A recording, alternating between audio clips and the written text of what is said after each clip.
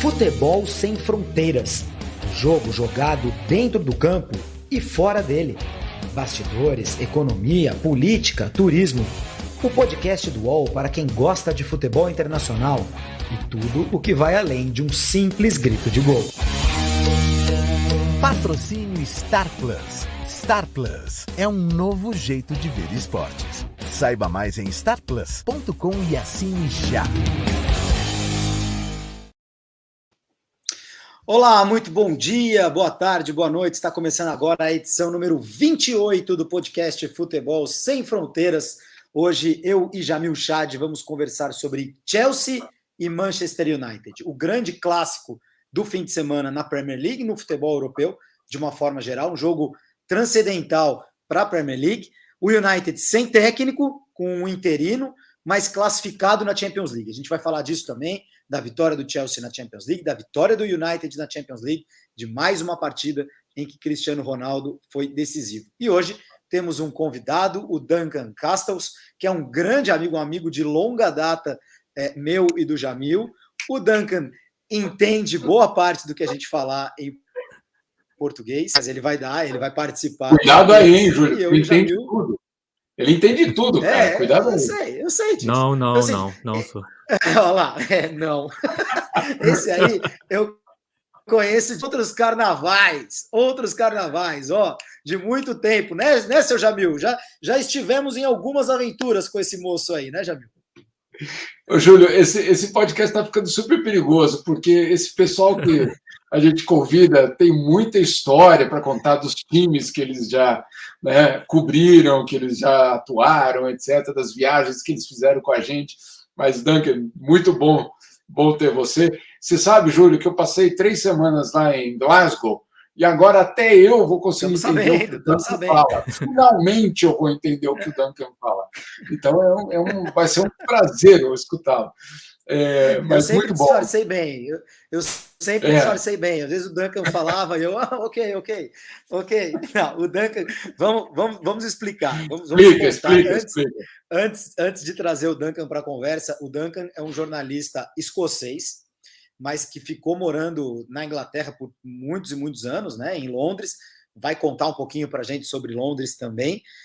E desde a Copa, era casado com uma brasileira, por isso que ele entende também o português, e um grande apreciador da culinária, dos vinhos portugueses e dos treinadores de futebol portugueses também. Então, o Duncan sempre compreendeu muito bem o português, me recebeu, eu sou muito grato ao Duncan, me recebeu na casa dele em Londres incontáveis vezes ali, ó, sempre tinha um teto para ficar ali perto de Elephant and Castle, não era nem Elephant, era perto, mais ou menos perto de Elephant and Castle.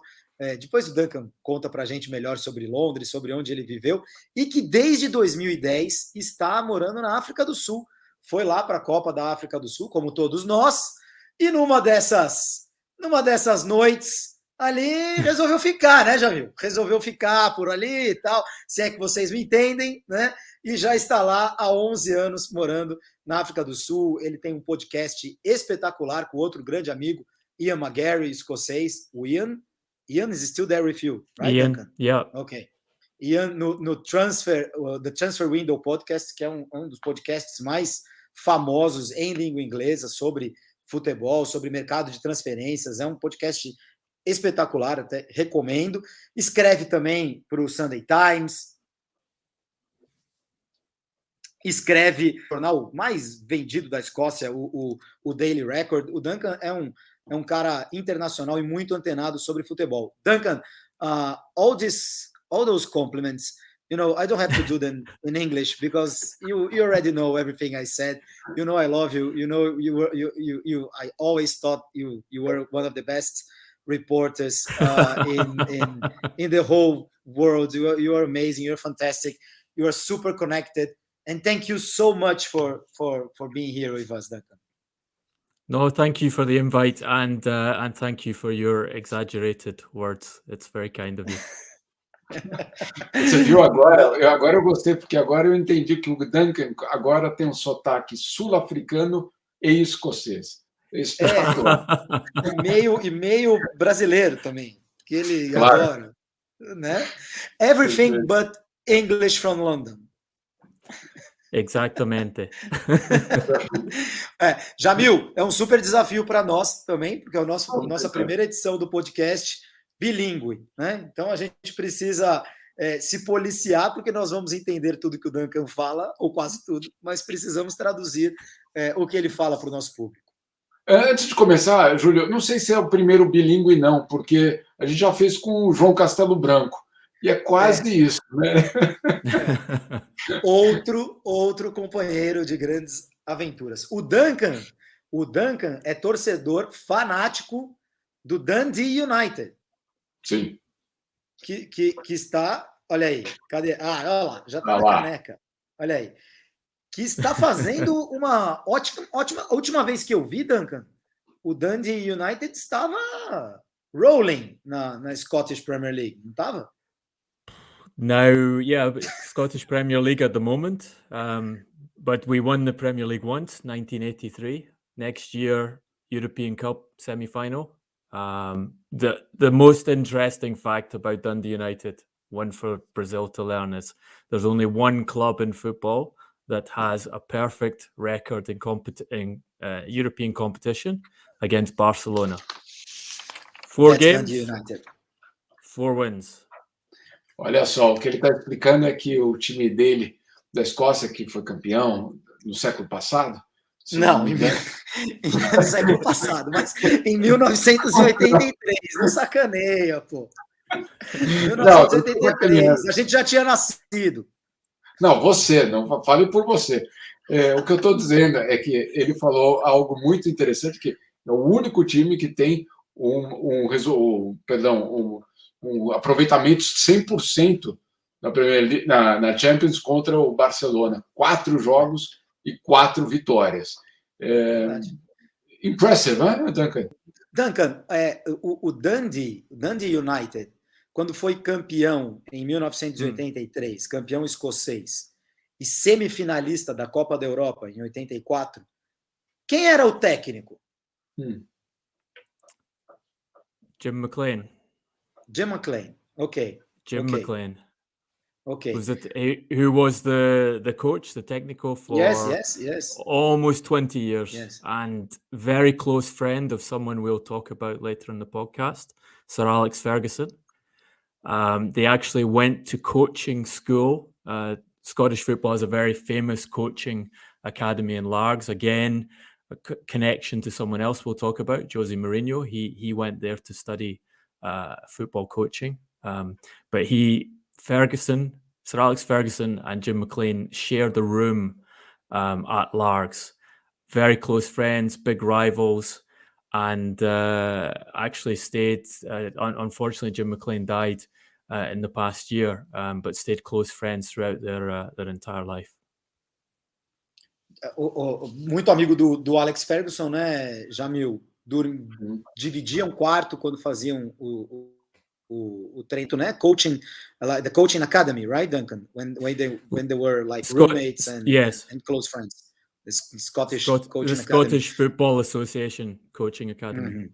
Exatamente. No curso, né, de treinador de futebol da Federação Escocesa, eles eram muito próximos, e eu puxei esse assunto porque na mesma época em que o Dundee United era campeão, o Aberdeen era muito forte na Escócia, e o Aberdeen era treinado por Sir Alex Ferguson, que daí foi parar no Manchester United, e aí o resto é história, né?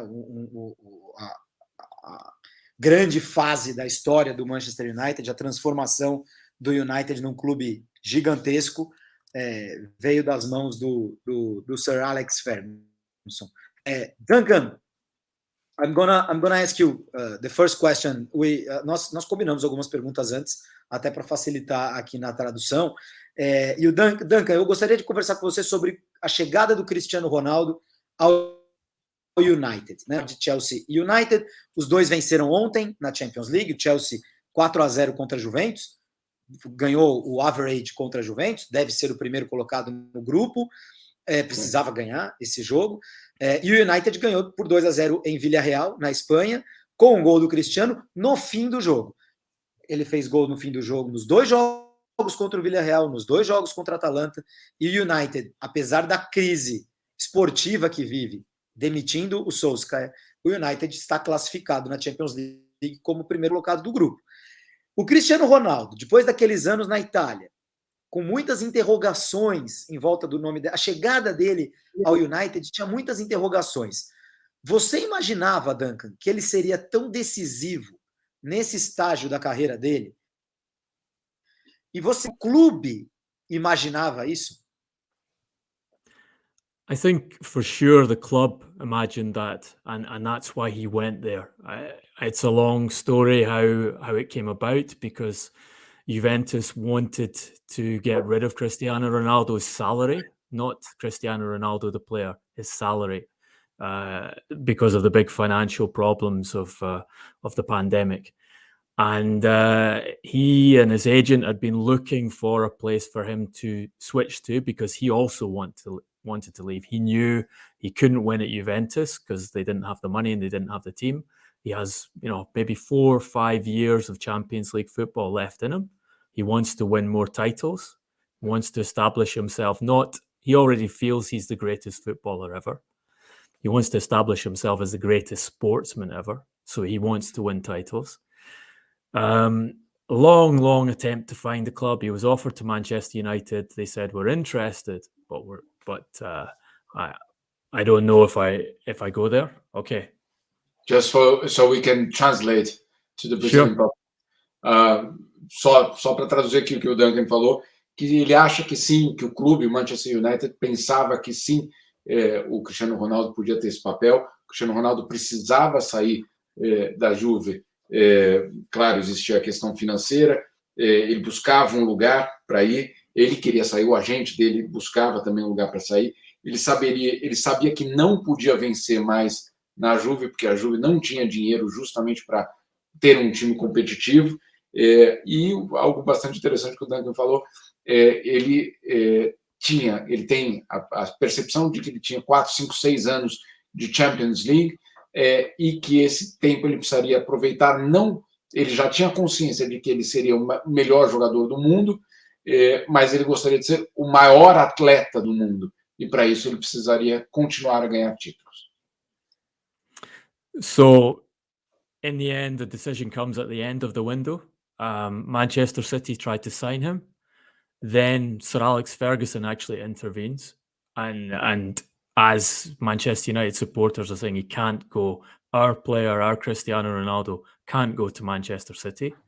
Ferguson gets involved. They really tried. It was not like absolutely. They did try. Guardiola wanted him. Guardiola wanted him. Guardiola spoke direct to Cristiano Ronaldo. Ronaldo was convinced that it was a good idea for him to go there, but they didn't get the financial terms fixed with Juventus, which allowed the window for Manchester United to come in, give what Juventus wanted, and then this kind of emotional persuasion from Ferguson, from former teammates, from people like Gary Neville, who's prominent in the media, that he can't go to City. You have to go. It's emotional persuasion, a bit of blackmail as well. You can't go there. You don't know what the reaction will be. If you want to be in Manchester again, you have to come to United and be the hero there again. And that's why he went. O que ele que acontece. Perdão. Vai lá você, Jamil. Vamos alternando. Vamos, Posso aqui depois a próxima. Isso acontece no final da janela. O City tenta convencê-lo, e aí tem uma intervenção basicamente do Ferguson. Mas antes disso, o Júlio pergunta se de fato houve a tentativa. O Duncan diz que sim, que o Guardiola conversou com o Cristiano Ronaldo, que ele queria o Cristiano Ronaldo, que o Cristiano Ronaldo ficou convencido de que isso poderia acontecer, mas aí houve primeiro uma questão financeira, do ajuste financeiro com a Juve, que isso não acabou acontecendo, mas acima de tudo a intervenção do Ferguson, até emotiva, blackmail, como o Duncan diz, até uma chantagem, né? Chantagem emocional. Uma chantagem emocional, que ele não poderia ir para o City, tinha que voltar, se ele quisesse ser o herói, voltar a ser o herói no Manchester United. Duncan, now this team United is like so far in this season is like Cristiano against the world, right? That's how we see it here, and I guess it's how everybody sees it in England and elsewhere, right? Nesse momento, o time do United é Cristiano Ronaldo contra o mundo. É assim que as pessoas estão vendo também lá na Inglaterra? Absolutely, and I think you talked about those goals that Ronaldo scored in the Champions League.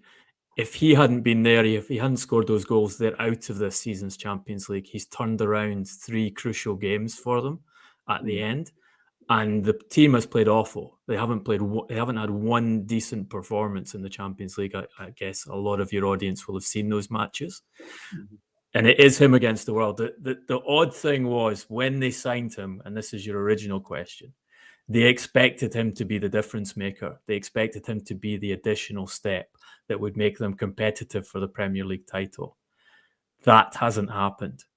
But that, in my view, is not down to Cristiano Ronaldo. He's doing his part, and you see that from the goals he scored and the games he saved. What's happened is Solskjaer had been a problem for them from appointment. There were issues with the team which had been hidden by positive media. When Ronaldo comes, Solskjaer decides they can play a more attacking game. He'd been playing very much a counter-attacking, conservative game, using the talents of his players to score on the break. They change the style of football and they get found out. And you get this situation where they've dropped to 8th in the Premier League. They get destroyed by Liverpool at home 5-0, destroyed by Manchester City at home 2-0, beaten by Leicester City, who are struggling. And you now have this situation where the manager is sacked. And Cristiano Ronaldo played a part in that. His arrival played a part, but not the part that some people are trying to say it was destructive for the team. Actually, it pushed up expectations. It was, if Ronaldo's here, we have to win. And now we can't win. So now we need to change the coach to get the best out of him and the rest of the players. Vou eu nessa, Jamil? É tua. Pô, mas eu não tava dando, meu. Você não tava prestando atenção? Não, vamos lá. Não, eu tô brincando. Ô, Duncan, eu não podia ele fala uma vez você. Aí quando é ele fala, não, pô, você não prestou atenção. Não, você furou minha vez ali. It's because the answer was so chato, neither of you were listening and you both fell asleep, yeah? Muito bom. Não, o Duncan diz que o clube esperava que a chegada do Cristiano Ronaldo fosse a cereja no bolo de um time, né? O extra step ali, o passo a mais de um time já muito bom, né? A cereja no bolo para fazer o United ser competitivo a ponto de lutar pelo título da Premier League.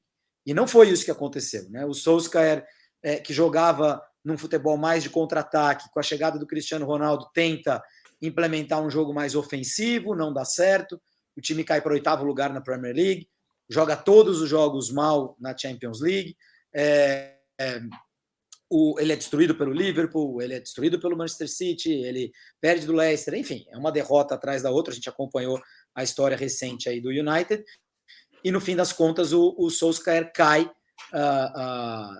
e Duncan, you said in the end that they think Cristiano was like disruptive in the sense of contributing to the fact that Solskjaer was fired in this sense, or football wise, what do you meant in the end? Before Solskjaer was fired, there was an argument that the explanation why the results weren't good this season was because Ronaldo was in the team and Ronaldo wasn't doing enough running, and therefore suddenly the team's performances has dropped, and actually it'd been a bad idea to sign one of the best players in the world. That was the argument that was going around. I think it's a crazy argument. Yeah, we had that in some other teams as well. But just for translation here, o Júlio perguntou então como é que foi essa relação, essa história do Cristiano Ronaldo ser colocado como culpado, e de fato o Duncan falou que tem uma versão de que o Cristiano Ronaldo então teria contribuído, pelo menos essa versão para um desempenho abaixo da expectativa, no caso do Manchester United, porque ele não estaria correndo e porque ele estaria tirando, vamos dizer assim, do modelo do que o treinador gostaria de colocar para o time. I have a question actually on that, Duncan, because que o Duncan acha que é uma loucura e eu também. Diga-se. Claro. Né? Claro. Mas eu tenho uma pergunta que não estava no script, mas é sobre isso. I'll translate it to you in a bit. A pergunta é a seguinte: uma dessas versões diz que o treinador norueguês tinha um plano muito perfeito para o seu time e que ele não contava com o Cristiano Ronaldo nesse plano. E que, quando o Cristiano Ronaldo chega, o plano que ele tinha elaborado por vários meses é desmontado.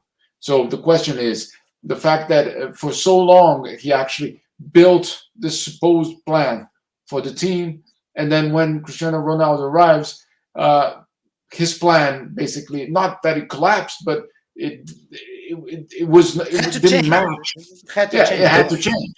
And because of this change, it actually suffered a lot.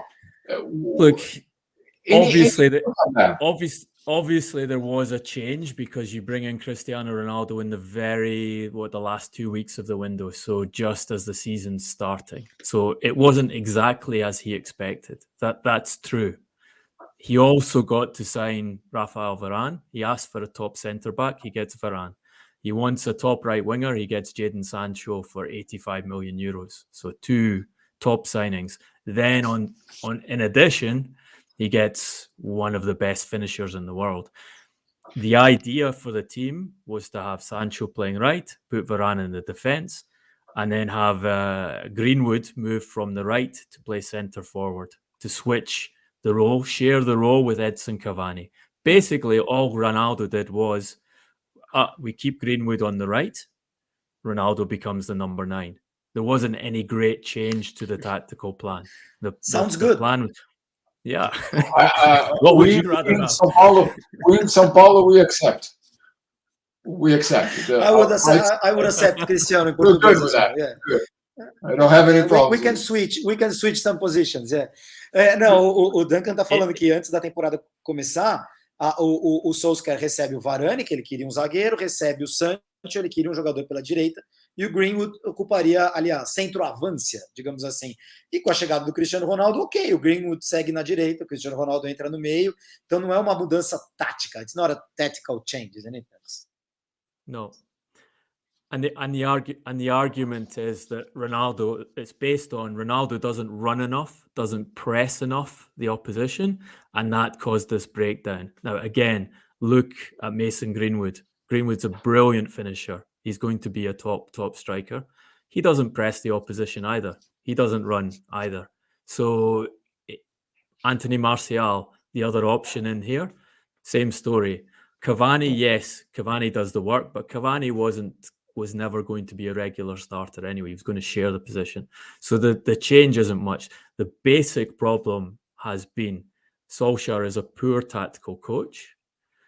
He doesn't have the gravitas with the dressing room, and he can't change matches. He doesn't read games. He isn't able to make the decisions in the games of, I need to change tactics now. I need to use my amazing bench. He has 30 full internationals in his squad. All of these things he's getting wrong.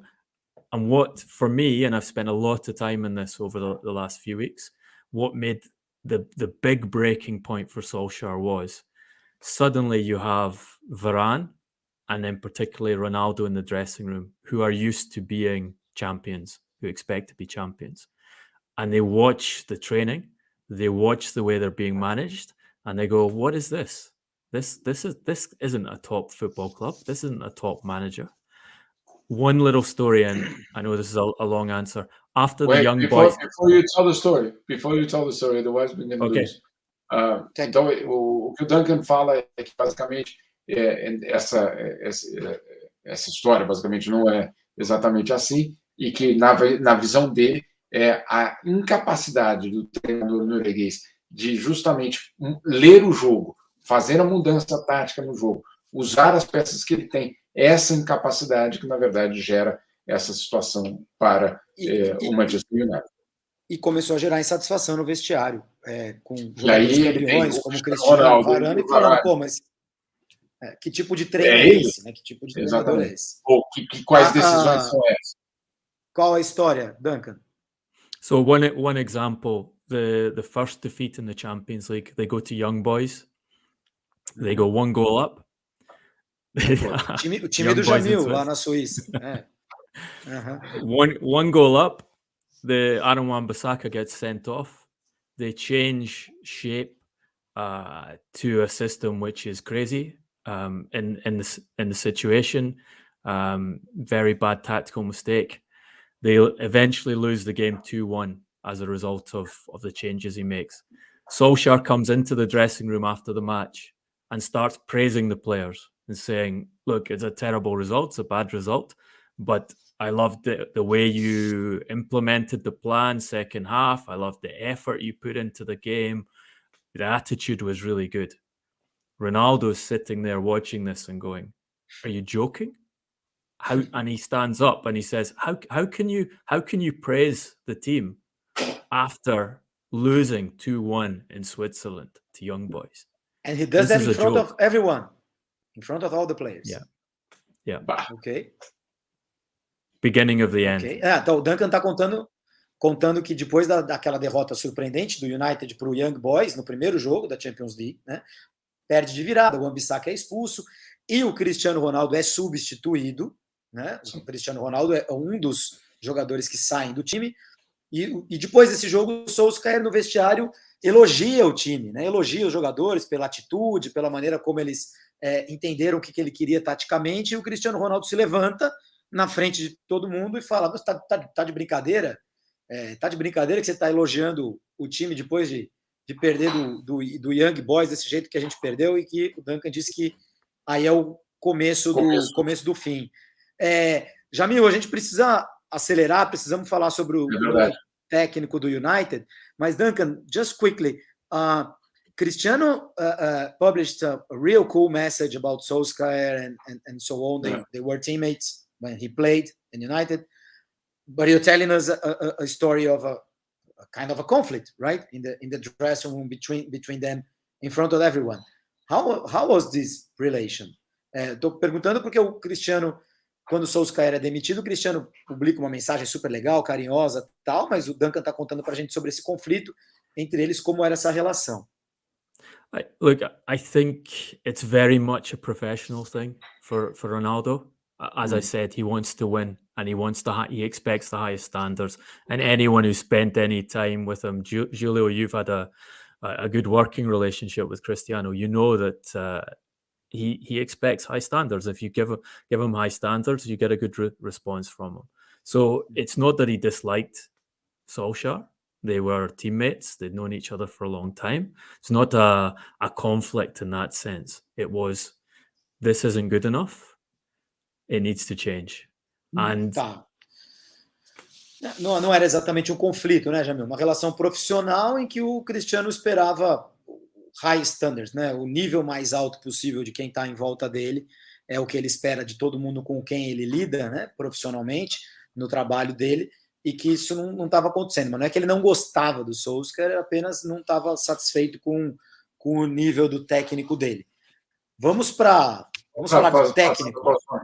Próxima pergunta, Duncan, na listinha, inclusive, on your list. Qual é o plano agora para o Manchester United? Não quero que você traga uma bola de cristal. Eu quero. Não, Júlio quer. Tudo bem. Mas o Pochettino, é verdade? Qual é o futuro agora imediato do Manchester United? Look, for those who understand English well, we've done a very long podcast on the transfer window talking about what happened and what the plan is. The problem is they don't have a plan. It's the same as when they appointed Solskjaer. Solskjaer was supposed to be short term. He gets enough good results that they say we stick with him. And then they build a story around The idea of they brought back one of the old guys from the Ferguson era. They're going back to playing youth, playing attacking football. They talk about the Manchester United DNA time after time after time. I don't know if you guys know the story of how the Americans who own Liverpool tried to trademark the name Liverpool a year ago. So they tried to take copyright over the name Liverpool, and obviously failed. It wouldn't surprise me. The name of the city, yeah. Okay. Wouldn't surprise me if the Glazers tried to take copyright over the phrase DNA, the number of times they've used it when they're talking about their plan, their supposed plan for Manchester United. Do you want to? Traduz, mas deixa eu só fazer. So they don't have a plan. So they hoped to stick with Solskjaer this season. They believed they were going in the right direction when it was obvious for people who know football that they were never going to win the Premier League with Solskjaer in charge. So even though he loses 5-0 to Liverpool at Old Trafford, and the game could have been 8-0 easily, Liverpool stopped playing after 60 minutes. They joke with them. They're passing the ball in their half and keeping control. That should be a sacking for any Manchester United manager. It's the most embarrassing of defeats for them. They don't change then. And there's still people there trying to keep him on. Then they do basically the same to Manchester City. Only then do they start looking at alternatives. And they look to see if they can get Zidane. But they're waiting. They want to get the replacement in before they sack Solskjaer. Zidane said no to them over the weekend after they're forced to sack him. Now they come up with this plan. Their stated plan is we give it to Carrick and McKenna, who basically were doing the coaching anyway. So it's no change. Players don't like it because it's no change. For some games, then we appoint an interim manager till the end of the season, and then we appoint the permanent manager in the summer. So their stated plan is to have 4 different managers in the space of 8 months. That's their stated plan. They don't have the interim. They don't have the permanent guy, although they're trying to find those guys now. Na verdade, o Duncan acaba de classificar o Manchester United para o Campeonato Brasileiro. Exatamente.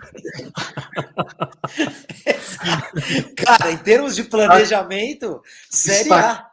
Está classificado. O Manchester United, neste momento, está classificado para o Campeonato Brasileiro. Só para completar. Em uma semana se classificou na Champions League e para o Brasileirão. Exato, está dentro. I'm going to translate what you said. O que o Duncan explicou é que, de fato, você tem um time que hoje não tem um plano. Eles tentaram, primeiro, o desgaste do próprio técnico norueguês, que perdeu 5-0 para o Liverpool naquele momento, já era um jogo, segundo ele, estou fazendo a tradução, já podia ter sido 8-0, foi uma humilhação, era um momento de trocar, era um momento de demiti-lo, não foi demitido. Quando perde para o City, aí começa uma tentativa de buscar alternativas, e aí, claro, tem toda a história, mas basicamente, já pulando, aí tem a tentativa de contratar o Zidane diz não, e aí é o que eu fiz a brincadeira aqui, que eles estão classificados para o Campeonato Brasileiro, o Carrick, que é basicamente o que já fazia o treinamento do Manchester City, continua, os jogadores não gostam dele, porque basicamente não tem nenhuma mudança, e aí o plano é ter um técnico interino para o resto da temporada, e depois ter um outro técnico, só que não existe nem o técnico interino e nem o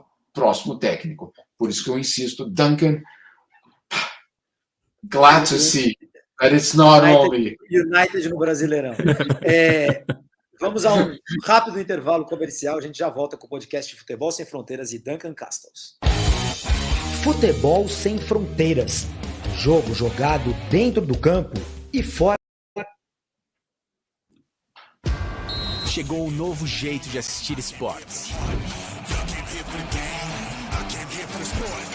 Disponível em diferentes plataformas. Esteja onde estiver, você tem mais opções de escolha.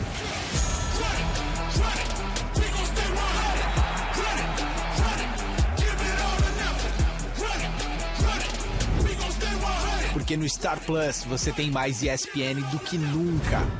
Já disponível. Duncan, Jamil, I'm gonna jump here for the fourth question because we're running out of time.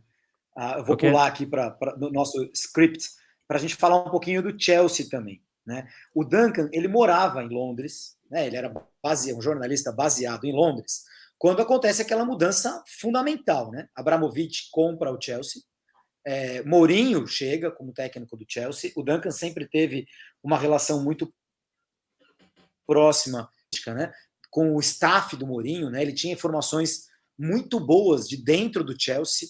As pessoas do Chelsea amavam o Duncan, inclusive, porque ele dava todos os furos, dava todas as informações, aquelas que ninguém queria que saíssem, né? Naquela época você tinha aliás, até vou contar uma história rápida aqui. Quando o Filipão assume o Chelsea, né? Eu fiz uma intermediação ali para o Duncan e o Filipão serem próximos, de alguma maneira, para que houvesse... Porque na Inglaterra, os clubes ingleses são tão fechados que você tem que ter uma relação com algumas pessoas da mídia em que algumas informações saiam, né? Venham à luz, a torcida fique sabendo de algumas coisas que estão acontecendo dentro do clube, porque senão ninguém sabe de nada, né? E aí, quando o Duncan fez quase um relatório, e aí, anos depois, o Filipão um dia me falou assim: Tchê, aquele teu amigo sabia tudo mesmo, hein, de dentro do clube, sabia quem era quem, sabia quem era o traíra, sabia quem era o mais confiável. O Duncan passou o relatório completo do Filipão, mas o Filipão só foi notar isso quando a vaca já tinha ido para o brejo, né? E aí ele me falou um dia sobre isso, como o Duncan conhecia tudo de dentro do Chelsea, né? Duncan, naquela época, o futebol inglês tinha o Arsenal, muito forte, com o Arsène Wenger, o Arsenal dos Invincibles, enfim. Tinha, obviamente, o United do Ferguson, que era o clube mais poderoso do país, né?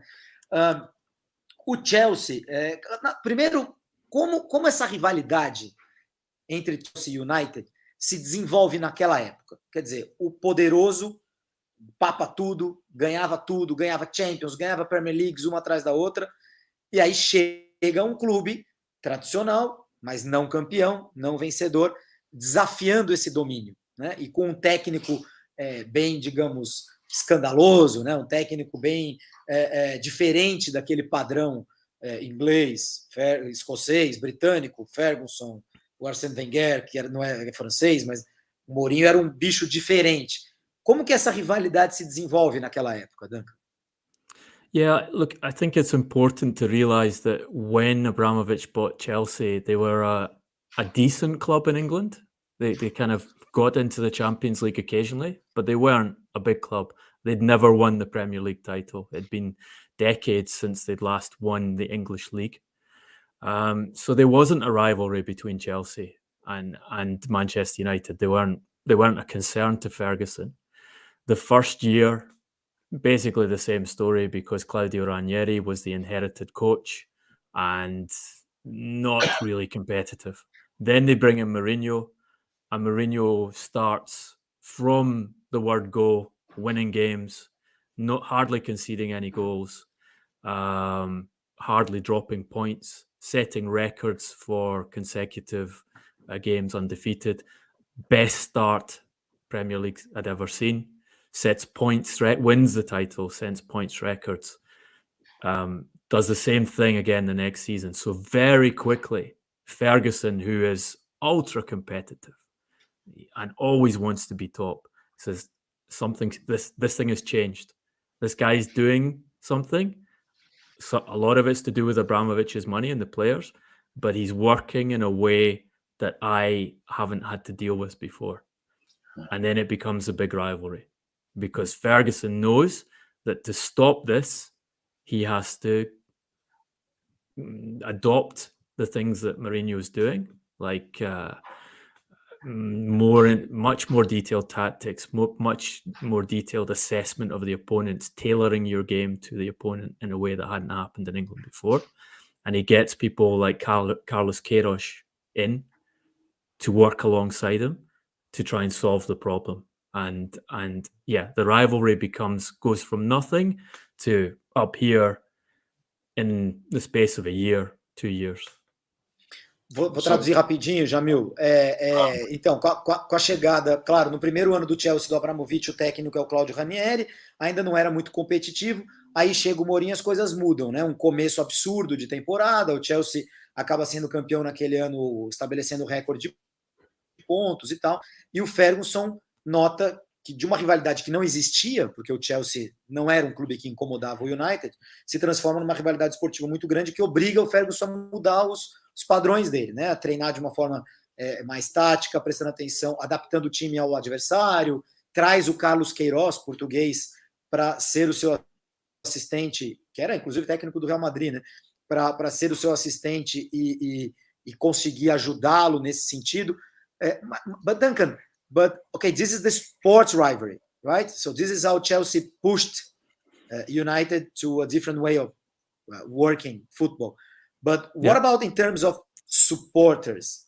Did it change? How did it? Something happened, or it was only restricted to London, where the rivalry obviously always existed between Arsenal, Chelsea and Tottenham. Perguntei para ele se a rivalidade esportiva, se houve uma rivalidade crescente entre torcedores no ambiente entre os dois clubes. Signing players and so on. Yeah, I think maybe it's difficult for people to understand if you haven't lived in England and seen the support. But Chelsea don't have that biggest support in England, even now, even after almost 20 years of Abramovich money and being one of the top teams in Europe. Their domestic support is quite limited. Even their support in London is quite limited. Whereas Manchester United have always, since the 60s when they won the European Cup, they've had a big support throughout England. I don't actually have the proper statistics, but it would always be said that there are more Manchester United supporters in London than there are supporters of a club like Chelsea. Maybe more Manchester United supporters in London than there are of Arsenal, the biggest club, in terms of Jean Castello-Branco's club, for example. Of the locals, that's the one that has the biggest support of the locals. So this supporter rivalry is more something that's outside England, because the Premier League is popular. Chelsea does have a big support in Asia, has a very big support in Africa. Yes. Partly because of Mourinho, because Mourinho liked African players and he bought. Yeah, I was going to say. Essien, Didier Drogba, and made them central to his team. And that built a support in Africa, which has made them globally a very well-supported club, but still in England, not the support you'd expect given their achievements on the pitch. O Duncan está dizendo que o Chelsea, apesar desses 20 anos de dinheiro do Abramovich, de sucessos e de conquistas, continuou tendo um apoio, uma torcida relativamente pequena, menor, dentro da Inglaterra, e uma torcida muito maior fora, principalmente na Ásia, na África, em parte porque o Mourinho trazia, obviamente, jogadores africanos e, claro, tinha essa relação. Então, sim, tem essa... Eu estou fazendo uma tradução rápida, porque eu sei que o Júlio... Estamos terminando aqui, mas só para você saber, Duncan, a gente teve a mesma coisa com o Napoli no Brasil. O Napoli era um time pequeno na Itália, mas porque tinha o Careca, o Maradona, o alemão, de repente era um clube também com torcida no Brasil, isso no século passado, quando o teu time também ganhava. Mas essa a situação. Obrigado. Quick question for you two guys. Okay. Shoot it. In Brazil, which Premier League teams are most popular? Do you have this similar story with Africa where Chelsea are very popular? Who has the most support?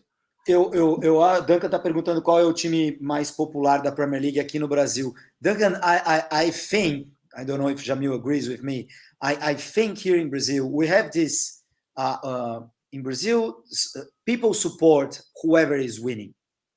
Okay. So I don't think the connection of Brazilian players with clubs matters much. You see, I think people follow clubs that win. So in Brazil, as the Premier League became really big, the Premier League became, at first, as Jamil just mentioned, the Italian league was broadcast in Brazil, then the Spanish league, and then came the Premier League. And obviously, today it's the championship that matters most, not only in Brazil but everywhere in terms of domestic leagues, right? So when it came to Brazil, obviously United had a big legion of fans because they were the winners. Arsenal as well, and Chelsea, and now Liverpool. Now Liverpool is becoming one of the favorite teams here for the Brazilians, you see, because Liverpool have been winning and playing a nice football to watch. But I think and Manchester City, presumably, and City. But I think City less than the others. It's just a guess. It's not statistics. Less than the others because Brazilians are traditional as well. You see, traditional people. So here they don't like these things like City and PSG being bought and so on. When it happened to Chelsea, I think as it was still the beginning of things, I think Chelsea is not so connected to this image of artificial club. You see, with money from God who knows where. It's just a guess. I think it would be something between United and Chelsea. Don't you think, Jamil? The two most supported English teams in Brazil. Sem dúvida nenhuma.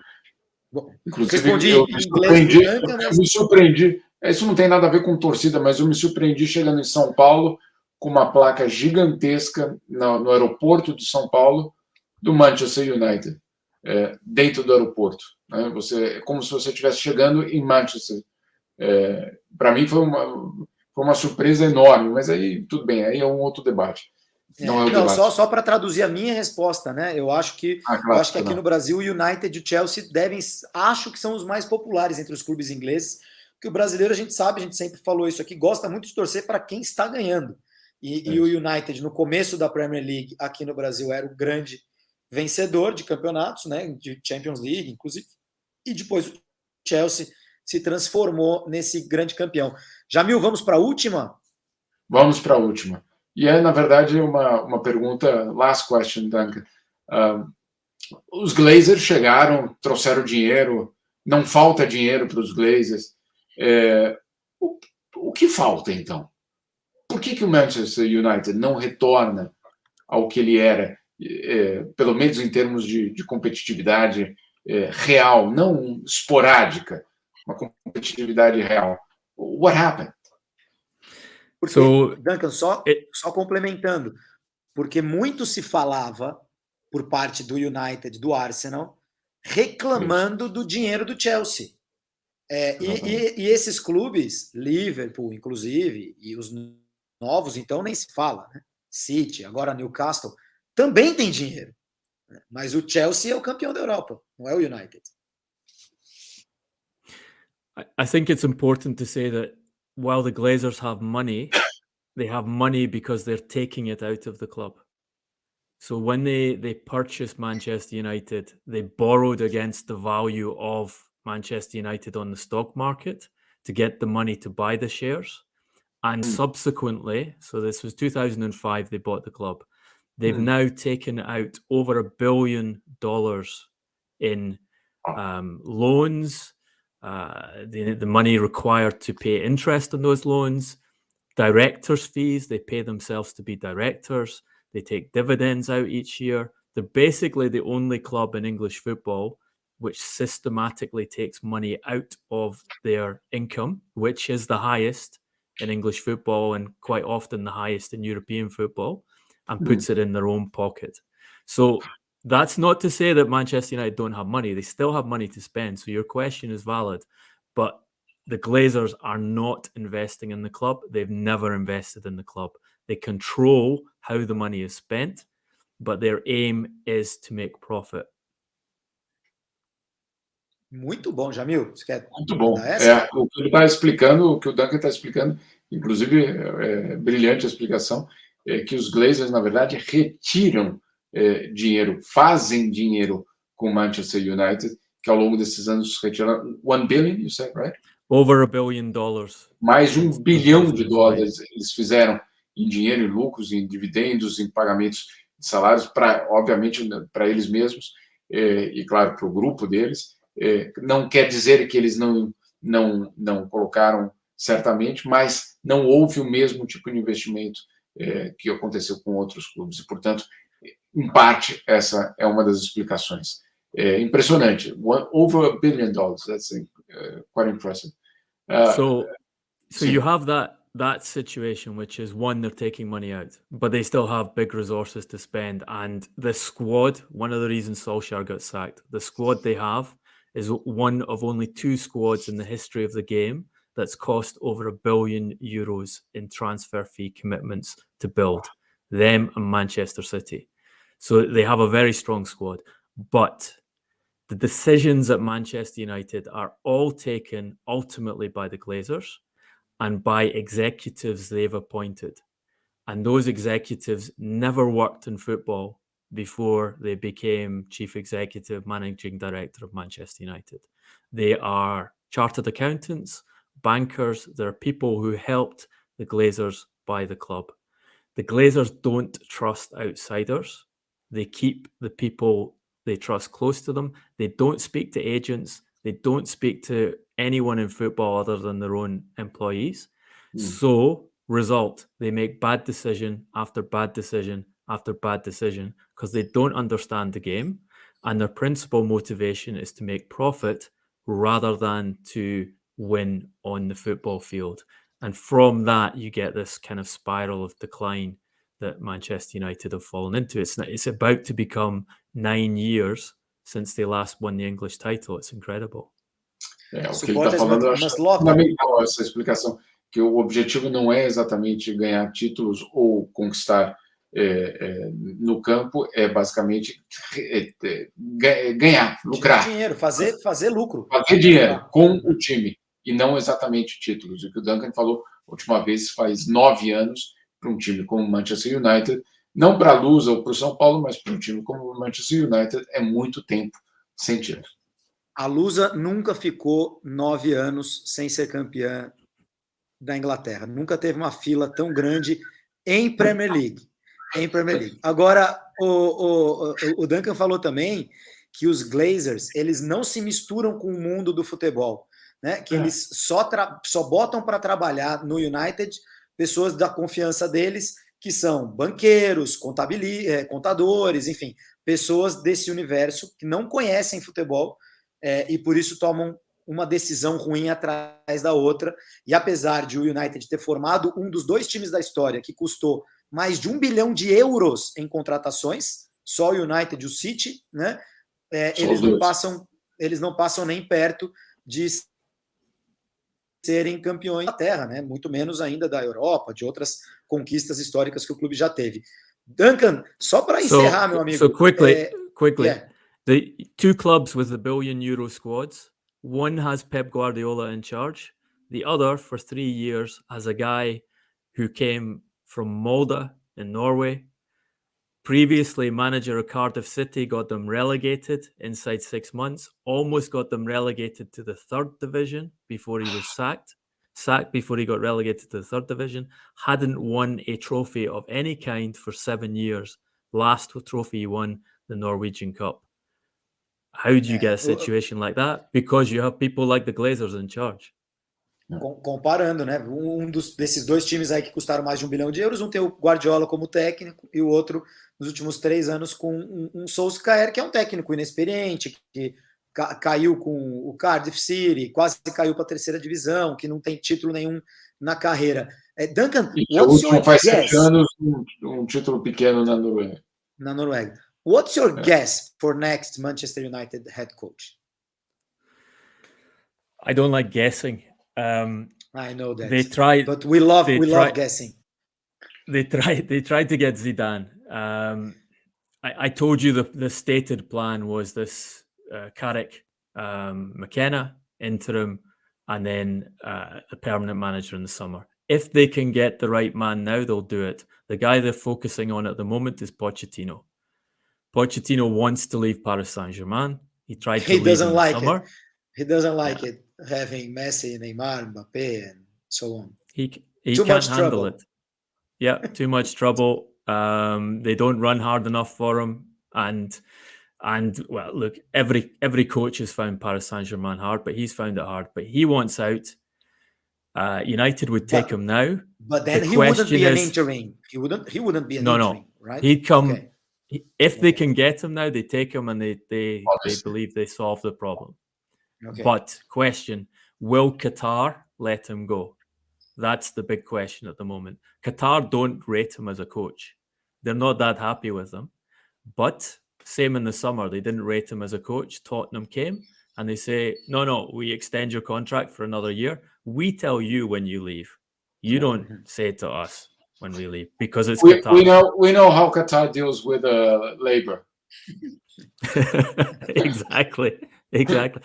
Honestly, Jamil, the joke you just made, I recently talked to someone who worked in Qatar in football there, and he basically said exactly that joke in terms of his experience working for It's not a joke, Qatar. Probably. It's not a joke, it's reality. As the Norwegian journalists. Exactly.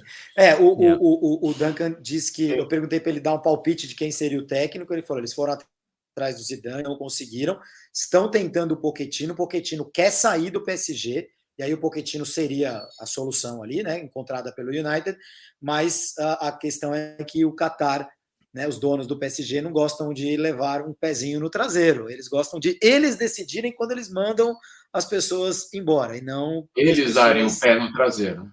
Simplesmente vão embora. Jamil, anything else? Só agradecer eu queria saber o local preferido do Duncan. Não, agradecer com certeza, mas eu queria saber do Duncan Castles, rapidinho, em 30 segundos. What's your favorite place in London? When you go back to London? No, in Glasgow. No, in Glasgow. But the game is in London. Chelsea United is going to be played in London. Okay, London in Glasgow and in London. London is part of the greater Glasgow. We're gonna invite Duncan when we talk about Celtic Rangers or Dundee versus Dundee United here again. I look forward to it. But we want to know your favorite place. Okay, in London and in Scotland. Favorite place in London. I'm a football journalist, so I would say the place I most enjoyed watching football in London was the old White Hart Lane. Great, very close to the pitch, great atmosphere. Not a nice place to walk to, but when you got to the stadium, great. In Scotland, that's a difficult one. Maybe St Andrews, where I studied. But I mean, there's so many great places in Scotland. I urge all your audience to, if they haven't visited Scotland yet, come and visit and see how you find the country. Cool. O Duncan falou que o lugar preferido dele em Londres é o velho White Hart Lane, né? O estádio que era o antigo estádio do Tottenham, né, Duncan? Do Tottenham. Do Tottenham, antes dessa construção nova, né? E na Escócia, St Andrews mas é uma cidade? Não. Is it it's... Yeah, a town. 15,000. It's a university town, a very historic town in Scotland. Ok, St Andrews. E o lugar preferido dele na Escócia, mas convida todos a visitarem a Escócia. I thought, Duncan, you were going to say that your the best place in London were the Caliph place you took me to dance. O Duncan me levou para dançar num baile de dança típica escocesa, todo mundo de kilt, e só eu vestido de uma forma normal, digamos assim.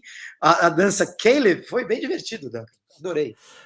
One of my favorite places in London, for sure. You're right. And actually, if your audience want to see that, João Castelo Branco did a little section at the Cayley with me before Brazil, Scotland, Brazil. I think it was Brazil-England international, actually. I have to see that. But you saw it. No, I haven't. I have to see it. It's on YouTube somewhere. Okay. Jamil. Júlio, preciso passar para a próxima live minha. Tchau, gente. Duncan, thank you so much, my friend. You're brilliant. Thank you. It's lots of fun. As always. Obrigado a todos. A gente volta quinta-feira que vem com o podcast Futebol Sem Fronteiras. Tchau, tchau.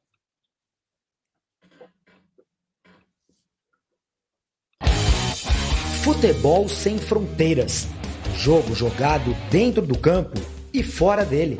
Bastidores, economia, política, turismo. O podcast do UOL para quem gosta de futebol internacional e tudo o que vai além de um simples grito de gol.